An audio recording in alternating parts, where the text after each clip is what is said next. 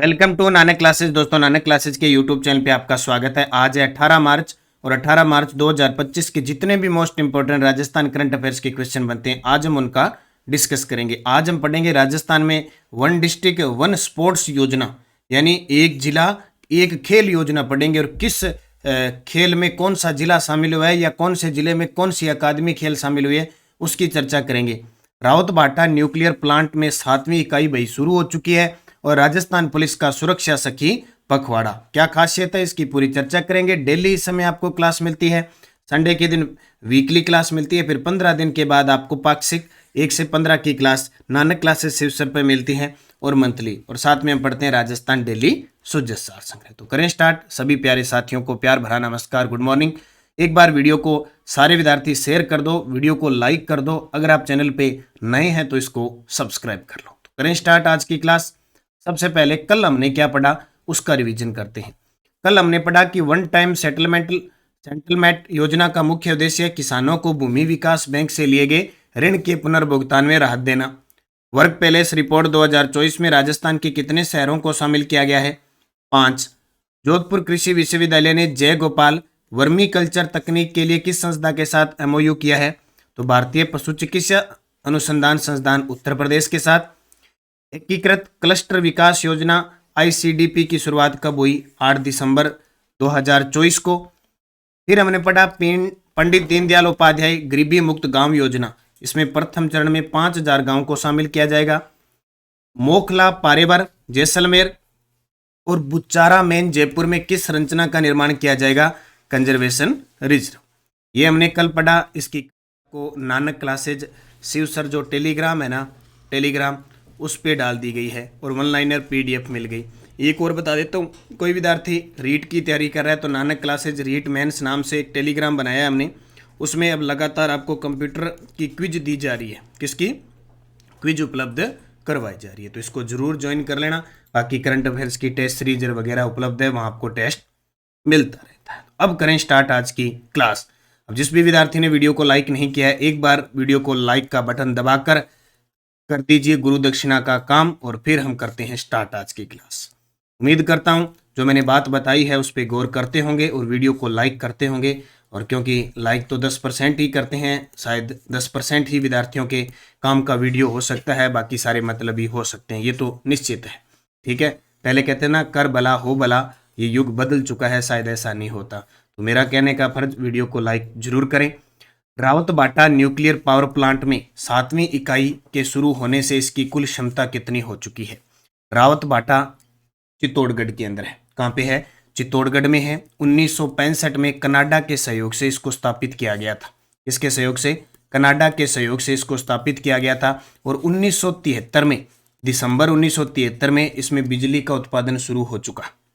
यह भारत का दूसरा परमाणु विद्युत ग्रह है, क्योंकि पहला तारापुर महाराष्ट्र में है, भारत का दूसरा है, राजस्थान का प्रथम है। और इसको संचालित कौन करता है? इसका संचालन करता है एनपीसी, नाभिकीय ऊर्जा निगम है, वो करती है। अब तक 6 इकाई काम कर रही थी, 1180 मेगावाट बिजली, ये लिख लेना जो मैं बता रहा हूँ। और 1180 में से लगभग 415 मेगावाट राजस्थान को मिलती थी। अब 7वीं इकाई भी शुरू हो चुकी है। अब 7वीं इकाई शुरू होते ही इसकी जो क्षमता है लगभग 600 मेगावाट है, तो 1780 मेगावाट होगी। वैसे तो 700 मेगावाट की बननी थी, लेकिन लगभग 600 मेगावाट है, तभी ये 1780 मेगावाट हो गई। बात समझ गए होंगे। और D2O पर आधारित है। हाल ही में रावतभाटा न्यूक्लियर को D2O पर आधारित संरक्षण के लिए अवार्ड भी दिया गया। ठीक है, रावतभाटा में 700 मेगावाट परमाणु बिजली घर उत्पादन शुरू। 7वीं इकाई में पहली बार बिजली उत्पादन। राजस्थान की पहली 700 मेगावाट इकाई और देश की 25वीं परमाणु इकाई है। राजस्थान को 50% बिजली मिलेगी इससे, क्योंकि अब पहले वो 400 कुछ थी और बढ़ गई। रावतभाटा न्यूक्लियर एनर्जी क्षमता 1080 मेगावाट से बढ़कर 1780 हो गई। अच्छा ठीक है, ये 700 मेगावाट की है, यानी टोटल इसकी क्षमता जो थी वो कितनी थी? 1180 मेगावाट थी। कितनी? 1180। लेकिन बिजली का उत्पादन कितना हो रहा था? 1080 ही हो रहा था। तो इसमें 700 मेगावाट की ओर मिल गई 1780 मेगावाट। देश की पहली इकाई जहां फ्यूल और बिजली दोनों की स्थानीय रूप से उपलब्धता है और भारी पानी से संबंधित है ये D2O। ठीक है, इसके लिए अवार्ड भी मिल चुका है। तो ये आपको याद रखना है, इंपॉर्टेंट है परीक्षा की दृष्टि से। तो मैं दोबारा फिर रिपीट कर देता हूँ। राउतबाटा न्यूक्लियर पावर प्लांट की 7वीं इकाई से बिजली उत्पादन शुरू हो चुका है 1780 मेगावाट। 6 इकाइयों में क्षमता थी 1180 मेगावाट की, लेकिन वर्तमान में 1080 मेगावाट बिजली उत्पादित हो रही थी, तो ये 700 और मिला के 1780 होगी। कनाडा के सहयोग से 1965 में स्थापित हुआ और उत्पादन शुरू हुआ 1973 में। उदयपुर पूर्व राज परिवार के सदस्य जिनका 16 मार्च 2025 को निधन हो गया। बहुत बड़ा महत्व था मेवाड़ के अंदर इनका। श्री अरविंद सिंह जी मेवाड़ी, श्री अरविंद सिंह मेवाड़ जिनका हाल ही में निधन हो गया। मेवाड़ क्षेत्र को, उदयपुर क्षेत्र को ऊंचाइयों पर सम्मानजनक क्षेत्र में लाने का बहुत बड़ा योगदान इनका माना जाता है। एकदम विचारक स्तंभ, राजनीति से दूर, एकदम अपने क्षेत्र और अपने पूर्वजों की सांठ गांठ में चलने वाले थे। ठीक है, तो जन्म इनका 13 दिसंबर 1944 उदयपुर राज परिवार में हुआ। क्रिकेट विरासत, यहां से इंपॉर्टेंट क्वेश्चन बनेगा। पिता थे इनके भगवंत सिंह मेवाड़, भी प्रथम श्रेणी क्रिकेटर थे। प्रथम श्रेणी पदार्पण इन्होंने 1961 से 62 के विदर्भ के खिलाफ उदयपुर में किया। राजस्थान के लिए प्रदर्शन 1961 और 71 के बीच 21 प्रथम श्रेणी मैच खेले। और इंपॉर्टेंट देखो ये बात है कि पिता और पुत्र दोनों, इनके पिता थे भगवंत सिंह और खुद अरविंद सिंह, दोनों की जोड़ी ने 4 प्रथम श्रेणी मैच एक साथ खेले। ये बहुत इंपॉर्टेंट है। बाकी तो इन्होंने उदयपुर के लिए बहुत कुछ किया, लेकिन पिता और पुत्र एक साथ प्रथम श्रेणी मैच 4 खेलते हैं, ये अपने आप में रिकॉर्ड है। तो अरविंद सिंह जी मेवाड़ जिनका हाल ही में निधन हो गया 16 मार्च 2025 को। राजस्थान पुलिस द्वारा सुरक्षा सखी पखवाड़ा का आयोजन कब से कब तक किया जा रहा है? ये लो जी, राजस्थान पुलिस और वर्तमान में डीजीपी है उत्कल रंजन साहू, उनके द्वारा सुरक्षा सखी पखवाड़ा 16 मार्च से चला था, 31 मार्च तक चलेगा। 16 मार्च से 31 मार्च 2025 नारी सुरक्षा, नारी सशक्तिकरण, सुरक्षा सखी पखवाड़ा। तो सुरक्षा सखी पखवाड़ा राजस्थान पुलिस द्वारा आयोजन 16 मार्च 2025 से 31 मार्च तक। उद्देश्य है महिला अपराधों पर अंकुश लगाना, आत्मबल और आत्मरक्षक का प्रशिक्षण, पीड़ित महिलाओं और बालिकाओं का पुलिस के बीच सेतु निर्माण, महिलाओं और बालिकाओं में सुरक्षा और सशक्तिकरण की जागरूकता। और अभी मैं बता देता हूं, जो राज हेल्प पोर्टल है उस पर नीड हेल्प का एक फीचर भी दिया गया है। महिला जब भी संकट में हो से इसका फीचर का उपयोग करके तुरंत, तो राजस्थान पुलिस की चेतक 112 गाड़ी आके तुरंत संकट से उबार देगी। ये भी आपको याद रखना है। All India police kabaddi cluster 2024-25 में राजस्थान के किन खिलाड़ियों ने पदक जीता? All India police kabaddi cluster 2024-25 में राजस्थान के किन खिलाड़ियों ने पदक जीता? तो शुभम कुमार यानी शुभम चौधरी, शुभम कुमार और संगीता चौधरी, इन दोनों ने जीता।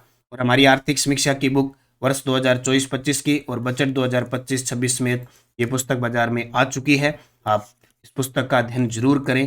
कॉलेज लेक्चरर वाले, first grade, second grade, VDO, ग्राम सेवक, सब जो पटवार है, इन सब के लिए बेहद खास। ये सिर्फ ऐसे नहीं कि बाजार में बहुत सारी पुस्तक आई होंगी, ये पुस्तक ऐसी नहीं है। राजस्थान सरकार की 400 पेजों का आर्थिक बजट था, आर्थिक समीक्षा का, इसमें से मात्र और मात्र 120 पेज निकाले गए और वही क्वेश्चन आएगा, क्वेश्चन के नीचे फैक्ट आएगा ताकि आप पढ़ने में आसानी हो जाएगी, और वही आंकड़े जो पेपर में आते हैं। तो शुभम चौधरी और संगीता चौधरी, ठीक है, इन दोनों ने all India police kabaddi cluster Jalandhar में आयोजित हुआ था, वहां पदक जीते। अनीता चौधरी कौन है? रोइंग की खिलाड़ी है, झुंझुनू की। युग चिलानी उदयपुर के तैराक हैं। श्याम सुंदर स्वामी बीकानेर के पैरा तीरंदाज है। योग्य सिंह जोधपुर के तैराक हैं। मोनिका जाट साइकिलिंग की खिलाड़ी है, बीकानेर के, हाल ही में 38वें राष्ट्रीय गेम में रजत पदक जीता। रजत चौहान जयपुर के है, हाल ही में तीरंदाजी में स्वर्ण पदक जीता 38वें राष्ट्रीय गेम में। तो all India police kabaddi cluster 2024-25 आयोजन जालंधर पंजाब में, आयोजक पंजाब पुलिस। प्रतिनिधित्व राजस्थान पुलिस की ओर से जिम्नास्टिक शुभम कुमार और संगीता चौधरी ने भाग लिया। शुभम कुमार ने रोमन रिंग इवेंट में कांस्य पदक और संगीता चौधरी ने फ्लोर इवेंट में स्वर्ण पदक जीता। तो एक कांस्य पदक आया और एक स्वर्ण पदक आया। ठीक है, याद रखना इंपॉर्टेंट है। हाल ही में कौन सा क्षेत्र नन्हे गोडावन के जन्म के कारण चर्चा में रहा? हाल ही में कौन सा क्षेत्र नन्हे गोडावन के जन्म? देखो, गोडावन की जब बात आती है तो हमारा राज्य पक्षी है भाई, 21 मई 1981 को राज्य पक्षी घोषित किया गया था, और हमारा नन्हा मुन्ना राई है। गोडावन पक्षी लुप्त होने के कगार पे है, हमारा राज्य पक्षी है। और जब ऐसे इस प्रकार की खबर आती है, यानी बेटे बेटी के जन्म से भी बहुत बड़ी बात है। ये इतनी खुशी होती है कि गोडावन के बच्चे ने जन्म दिया है, ग्रेट इंडियन बस्टर्ड क्रायोटिस नाइग्रिसेप्स के बच्चे ने जन्म दिया है। बड़ा ही शर्मीला पक्षी है, सोन चिड़िया, हुकना, सारंग, तुकंदर, बड़ा तिलोर, गुंदन मेर इसको कहा जाता है। तो नन्हे गोडावन ने जन्म दिया जैसलमेर सम स्थित सुदाश्री ब्रीडिंग सेंटर में, कृत्रिम रूप से जैसलमेर सम स्थित सुदाश्री ब्रीडिंग सेंटर में। तो बहुत ही खुशी की बात होती है जब हमारे राज्य पक्षी की प्रजाति बढ़ती जाती है। ये नन्ना मुन्ना राई, बजा दो इसके लिए थाली, तालियां बजा दो जरूर। इसके लिए तो लाइक कर दो भी। हाय, इस राजस्थान के इस धरती पर एक गोडावन के चूजे ने जन्म दिया है, करो लाइक। कल एक शुतुरमुर्ग ने भी जन्म दिया है, छोटे से बच्चे ने, यह भी ध्यान रखना, बड़ी खुशी की बात है। तो नन्हे गोडावन का जन्म स्थान जैसलमेर समस्थित सुदाश्री ब्रीडिंग सेंटर। जन्म तिथि 9 तारीख को इनको जन्मदिन मनाई जाएगो। मादा गोडावन रीवा और नर गोडावन लियो। रीवा और लियो की कोख से, यानी रीवा की कोख से किसका जन्म हुआ है? नन्हे गोडावन का। कहाँ? सुदाश्री ब्रीडिंग सेंटर है जो जैसलमेर में, वहां वैज्ञानिकों की देखरेख में कृत्रिम रूप से अंडे से चूजा निकाला गया। तो जन्म 9 मार्च 2025 को मादा गोडावन रीवा और नर गोडावन लियो के घर पे जन्म हुआ। एंगा माता और पिता है, आधार कार्ड, जन आधार कार्ड आंगो बनागो रीवा और लियो। ठीक है, रीवा और लियो। ठीक है, तो याद रखना। बाकी गोडावन प्रजनन हेतु हमारा जो जोधपुर जंतुवालय है ना, वो प्रसिद्ध रहता है और लगभग अक्टूबर और नवंबर महीने में गोडावन का प्रजनन काल होता है, लेकिन ये कृत्रिम रूप से किया गया। ओके, और गोडावन को बचाने के लिए लगातार लुप्त हो रही है प्रजाति। प्रोजेक्ट टाइगर की तर्ज पर राजस्थान में प्रोजेक्ट ग्रेट इंडियन बस्टर्ड भी 2013 से चलाया जा रहा है। तो याद रखियो, इंपॉर्टेंट है। हाँ, ओके, ये राजस्थान में भी पाया जाता है, गुजरात में भी पाया जाता है, कुछ उत्तर प्रदेश है, इन भागों में भी ये पाया जाता है। अगला देखो, 17 मार्च 2025 को प्रथम कुंजा महोत्सव का आयोजन किस जिले में किया गया? 17 मार्च 2025 को प्रथम कुंजा पक्षी होते हैं ना, वैसे तो जोधपुर जिले का वन्य जीव शुभंकर है, लेकिन खिंचन गांव आ गया फलोदी में, वहां इस उत्सव का आयोजन किया गया। तो पर्यटन विभाग और फलोदी जिला प्रशासन द्वारा 17 मार्च 2025 को कुंजा महोत्सव का आयोजन खिंचन गांव फलोदी में किया गया। याद रखियो, खिंचन गांव इसके लिए बहुत प्रसिद्ध है, क्योंकि फलोदी जोधपुर जैसलमेर से अलग होकर जिला बन गया। वन डिस्ट्रिक्ट वन स्पोर्ट्स योजना के तहत कुल कितने जिलों में खेल आवंटित किए गए? ये लो जी, वेरी वेरी इंपॉर्टेंट है। एक जिला एक खेल योजना के तहत कुल कितने जिलों में खेल आवंटित किए हैं? 33 जिलों में। ये आर्थिक समीक्षा 2024-25 की रिपोर्ट के अनुसार। अब कौन सा खेल किन जिलों के अंदर है, देख लो। वन डिस्ट्रिक्ट वन स्पोर्ट्स योजना का उद्देश्य है राजस्थान के 33 जिलों में प्रत्येक जिले में एक खेल को बढ़ावा देना, क्योंकि पहले 50 जिले थे तो सरकार ने 33 को ही किया, अब 41 जिले हो गए, तो आगे आने वाले टाइम में सरकार 41 के हिसाब से काम करेगी। आयोजक राजस्थान स्पोर्ट्स काउंसिल, अध्यक्ष है नीरज के पवन। कबड्डी किस किस को दिया है? अजमेर को, चित्तौड़गढ़ को, नागौर को और जयपुर को। महिला कुश्ती दिया है अलवर और भरतपुर को। वॉलीबॉल दिया है बाड़मेर वालों को। फुटबॉल दिया है 12 दोसार सवाई माधोपुर। बास्केटबॉल दी है, जो हमारा राज्य खेल है 1948 में बना, भीलवाड़ा को, झालावाड़ को, झुंझुनू को, पाली को और सीकर को। तीरंदाजी दी है बीकानेर, बांसवाड़ा और सिरोही को। एथलेटिक्स दी है बूंदी, चूरू, जालोर, गंगानगर, टोंक और प्रतापगढ़। हॉकी दी है डूंगरपुर, धौलपुर, हनुमानगढ़, राजसमंद को। जिम्नास्टिक दी है जोधपुर और जैसलमेर को। कुश्ती कोटा, तैराकी उदयपुर और टेनिस बॉल क्रिकेट दी है करौली वालों को। यानी 33 जिलों को ये खेल आवंटित किए। अब खेल कितने हैं? 1 2 3 4 5 6 7 8 9 और 10 11, लगभग 11-12 खेल है और 33 जिलों में बांट दी। ठीक है, वन डिस्ट्रिक्ट वन स्पोर्ट्स योजना, तो याद रखना। और एक और, ये तो मैंने आपको बता ही दिया था, एक चीज आपको और बताना मैं भूल गया। ये राइजिंग राजस्थान तो बता ही दिया, एक चीज यहाँ पे थोड़ी सी हम चर्चा करें। बीच बीच में मैं आपको आर्थिक समीक्षा के आंकड़े देते जाऊंगा। फसल की बात करें तो राजस्थान में सबसे ज्यादा राई, सरसों, बाजरा, कुल तिलहन और पोषक अनाज में हम प्रथम स्थान पे है। देखो, प्रथम राजस्थान, द्वितीय स्थान पर राई सरसों में उत्तर प्रदेश और तीसरा मध्य प्रदेश है। राजस्थान का देश में योगदान है 46.13% राई और सरसों होती है। बाजरा 44.66, कुल तिलहन 22.78 और पोषक अनाज 15.66। बात करें गवार की तो सबसे ज़्यादा राजस्थान में होता है, 2 नंबर पर हरियाणा, 3 नंबर पर गुजरात, 90.36 यानी 90% राजस्थान में होता है। मूंगफली में सबसे ज़्यादा गुजरात में होती है, 2 नंबर पे राजस्थान में होती है और तीसरे नंबर तमिलनाडु, और पूरे भारत का 18.76% राजस्थान में मूंगफली होती है। ज्वार में सबसे ज़्यादा महाराष्ट्र में होती है, फिर कर्नाटक में होती है, 3 नंबर राजस्थान आता है 14.87। चना सबसे ज़्यादा महाराष्ट्र, फिर मध्य प्रदेश और फिर राजस्थान, राजस्थान में 14.75। कुल दलहन में मध्य प्रदेश सबसे ज़्यादा, फिर महाराष्ट्र, राजस्थान 3 नंबर पे 13.88%। सोयाबीन में सबसे ज़्यादा महाराष्ट्र, फिर मध्य प्रदेश, फिर राजस्थान 8.05%। ये आर्थिक समीक्षा 2024-25 का आंकड़ा है और ये उत्पादन है 2022-23 का। ये आंकड़े मैं एक एक रोज इसलिए लेके आता हूँ क्योंकि बहुत इंपॉर्टेंट है। अभी RS प्री में आया था 2021-22 का आंकड़ा पूछा था, बाजरा कितना होता है 38 पॉइंट कुछ परसेंट, और अभी 22-23 की रिपोर्ट में वापस आ गया 44.66%। तो ये आंकड़ा आपके लिए इंपॉर्टेंट है, ठीक है। वो स्पेशल था दियो, मैं याद रखियो, स्क्रीन शॉट ले लो और याद करते रहना। तो देख लो, यहाँ राजस्थान है, यहाँ राजस्थान है और यहाँ राजस्थान है। ओके, चलूँ आगे। ऊर्जा, ये तो मैंने कल ही बता दिया, सबसे ज़्यादा ऊर्जा है राइजिंग राजस्थान में 26 लाख करोड़ के आसपास, फिर उद्योग है 3 लाख के आसपास, फिर खान है 1,72,000 के आसपास। सुजस बुलेटिन, राजस्थान पर्यटन स्थलों के संरक्षण और संवर्धन से जुड़े बिंदुओं पर चर्चा हुई, और जैसे भारत मंडपम है नई दिल्ली में, वैसे राजस्थान मंडपम का निर्माण जयपुर में। उरंजा महोत्सव का भव्य आगाज हो चुका है, मैंने आपको बता ही दिया, और बाकी पंचायती राज मंत्री हमारे मदन जी इधर उधर घूमते रहते हैं। टेलीग्राम ज्वाइन कर लो, नानक क्लासेज और नानक क्लासेज शिव सर, ताकि आपको PDF लिंक कोई भी सूचना आपको प्राप्त हो जाए। और पिछले वीडियो का क्वेश्चन था, समाई माता मंदिर किस जिले में है? एक पर्यटक धार्मिक पर्यटक स्थल के रूप में प्रसिद्ध है, रोपवे स्थापित होगा ये बांसवाड़ा के अंदर। कहाँ पे? बांसवाड़ा में। अब आपके लिए क्वेश्चन जिसका जवाब कमेंट में देना है, मोखला पारेवर क्षेत्र किस जिले में है? मोखला पारेवर क्षेत्र किस जिले में है? जैसलमेर, जयपुर, बड़ौदा, सिरोही। सही जवाब आपको कमेंट बॉक्स में देना है, ये आपके होमवर्क है। अगर आप ये होमवर्क करोगे तो निरंतरता के साथ मैं ये क्वेश्चन देता रहूंगा, और अगर आपने दिलचस्पी घटा दी तो मैं इन सबको बंद कर दूंगा और सीधे फिर 3-4 क्वेश्चन ही दूंगा। वही बात, मनुष्य के पहले पूंछ हुआ करती थी, धीरे धीरे उसने पूंछ का प्रयोग करना बंद कर दिया, और जैसे जैसे प्रयोग बंद कर दिया तो पूंछ हट गई। अभी मनुष्य के पास बहुत सारा दिमाग है, लेकिन टेक्नोलॉजी का जमाना आ गया, मोबाइल लैपटॉप पर AI का प्रयोग करने लगे तो मनुष्य का दिमाग भी आधा खराब होता है, उनमें वायरस बढ़ता जा रहा है। और बहुत सारे विद्यार्थियों के कमेंट देखते हैं ना, यूट्यूब के हिसाब से देखें तो आधों के वायरस बढ़ चुका है। तो ये क्वेश्चन आप जवाब दिया करो ताकि आप निरंतर मैं आपके साथ बना रहा हूँ। यस डेडोज, राजस्थान में शिल्पग्राम उत्सव हर साल किस महीने में होता है? दिसंबर में। कहाँ? उदयपुर में। अग्निकुंड सिद्धांत के आधार पर कर्नल जेम्स टोड ने राजपूतों की विदेशी उत्पत्ति का प्रस्ताव दिया, सक्सीथियन। 1974 में नगरपालिका प्रशासन में बजटीय सुधार समिति के अध्यक्ष कौन थे? गिरिजापति मुखर्जी। राजस्थान के अलवर क्षेत्र में स्थित खोद रीबा किस खनिज के लिए प्रसिद्ध है?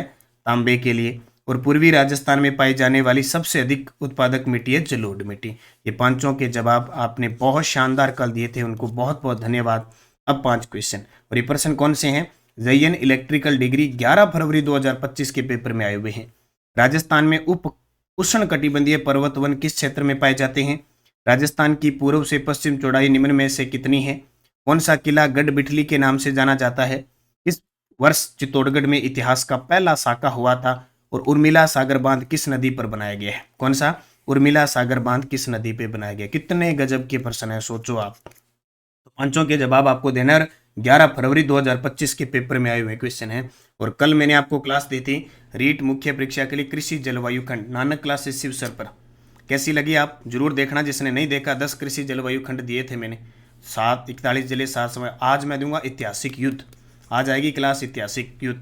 तो जिसने विजिट नहीं किया एक बार जरूर करें, निरंतर अध्ययन करें। पटवारी, लाइब्रेरियन, रीट मेंस, L2 वगैरह के लिए हमारी करंट अफेयर्स की टेस्ट सीरीज चल रही है ऐप में। रीट मुख्य परीक्षा का वीडियो कोर्स चल रहा है, टेस्ट सीरीज चल रही है।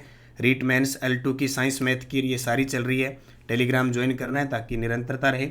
और इसका टेस्ट जो मैं क्लास ले रहा हूँ, daily test, weekly test, monthly test, monthly PDF, monthly video, monthly test, सब राजस्थान करंट अफेयर्स 2025 की टेस्ट सीरीज में मिल रहा है 3 in 1 में। और राष्ट्रीय अंतर्राष्ट्रीय प्रताप क्लासेज पे लगातार मिल रहा है। बस निरंतरता रखें। आर्थिक समीक्षा की बुक उपलब्ध है, फर्स्ट ग्रेड की राष्ट्रीय अंतर्राष्ट्रीय राजस्थान करंट उपलब्ध है, और RBSC 6 से 12 की पुस्तक उपलब्ध है। बस कमी। और EORO, पटवार, ग्राम सेवक, जेल प्रेरी, LSA, राजस्थान पुलिस, चतुर्थ कर्मचारी, सब के लिए हमारी करंट अफेयर्स की पुस्तक उपलब्ध है। बस आपको पढ़ना है, मेहनत करना है, निश्चित आप सफल होंगे। धन्यवाद। जय हिंद, जय भारत, जय राजस्थान।